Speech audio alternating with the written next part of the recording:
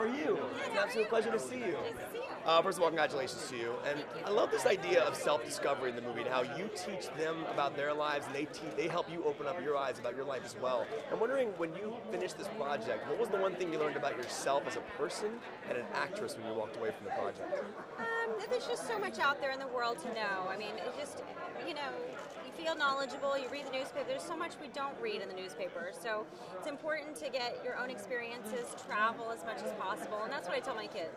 Yeah. Now, this idea of survival in the film is like a central theme of the movie, and your character, I mean, you've had such an amazing career. I mean, you started off in the 90s, but talk about the element in surviving in Hollywood and keeping things fresh and doing things new, and that element of survival. It's really incredible what you've been able to do with your career.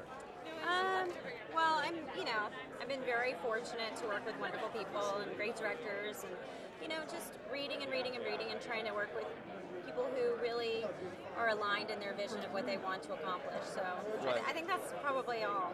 Now, what does it mean for you to be in Washington, D.C. with this film and see it with an audience tonight? How special is that for you to be in the nation's capital with this film? Well, it's so wonderful. We've been getting so much support from different politicians here, from UNICEF. It's just been really well received, and we're just so happy because it helps us get the message out there. It's a great film. It's a great film to take your kids to. It really shows you the wonderful parts about America that we take for granted every single day.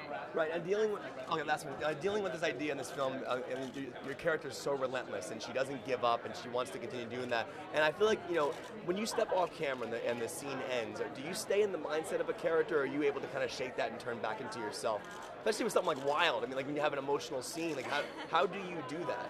My husband would say I probably take a lot of it home. He's like, "Are you Cheryl right now? Are you playing your character in the movie?"